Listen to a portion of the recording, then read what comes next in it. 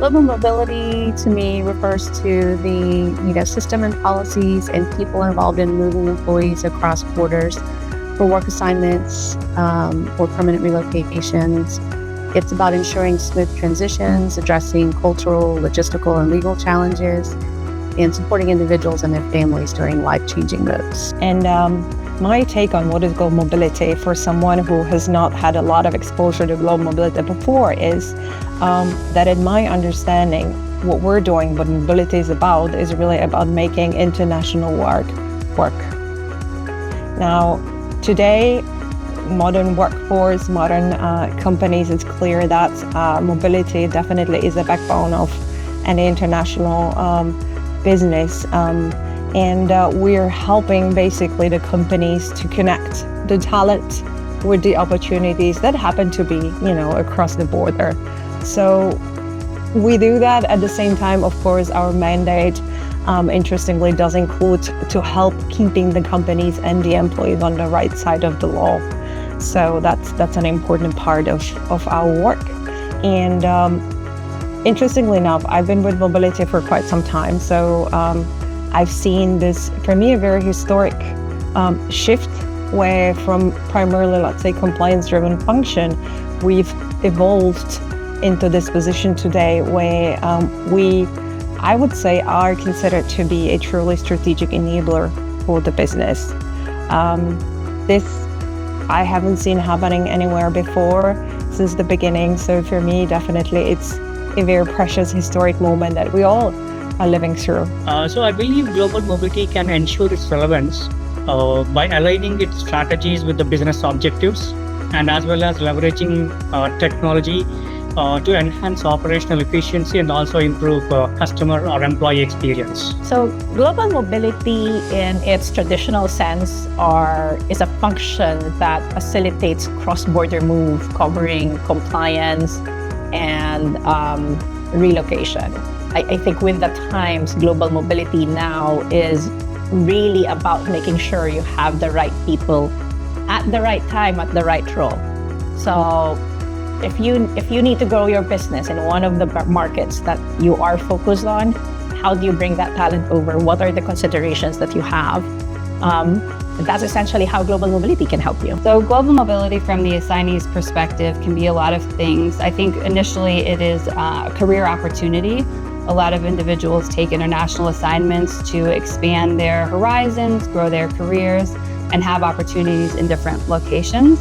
I also think it's a cultural differentiator because having international assignment experience can really set someone apart from other individuals in similar roles who've never had that opportunity to go on an international assignment. I think the keyword in global mobility is global.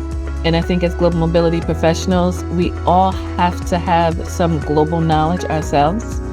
I think it definitely helps if you yourself have ever moved or been on an assignment, whether a short-term or long-term assignment, so that you can relate. I think it's also good if global mobility professionals have experienced a move, even if it's within the same country, and have worked with themselves, different relocation partners and vendors, so that you can relate to what the employee may be going through. So I really would just say there is no such thing as only being focused on your country, in this case, the United States, because the employees that you're working with, they have another country to consider. So whether it's their home country or their host country, you have to have some knowledge, basic knowledge at least, and some connections in those other regions, whether they're on your team or with your different partners, so that you can properly assist a team member that's relocating to the U.S. So I think we can never be only focused on the country that we're operating in. We have to appreciate and accept that these employees are coming from different backgrounds and different countries.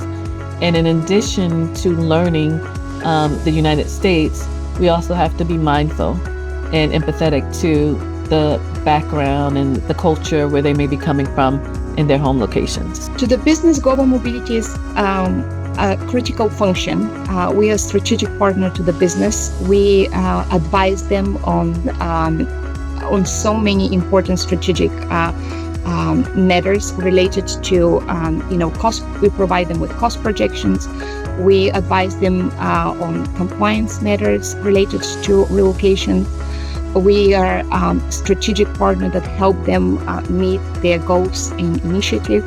So we are a strategic function, which I think nowadays the business understand how important mobility is. That's why a lot of companies are adding this function to their, to their department, like HR department or legal department or whatever the case can be. We have actually done a survey with the business leader to actually understand what does global mobility mean to them and whether are we really supporting the business strategy.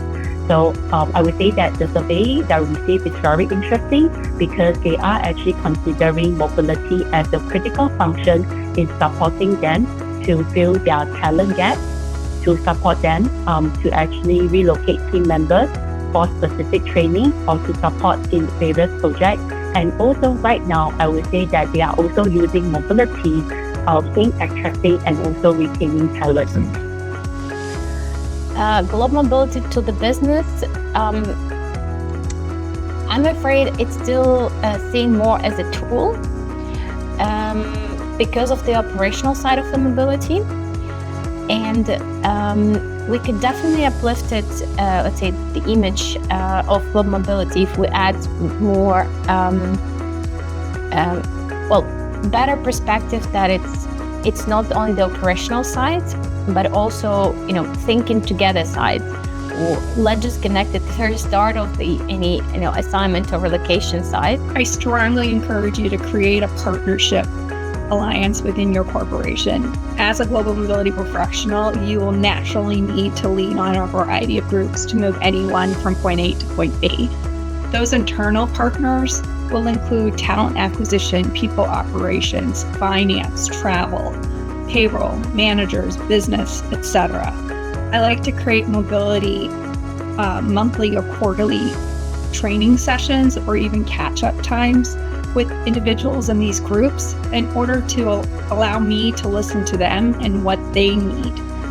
For example, with our finance team, I provide them quarterly updates on what our intended spend is, and that's helped them in being able to answer questions to their VPs and their higher ups.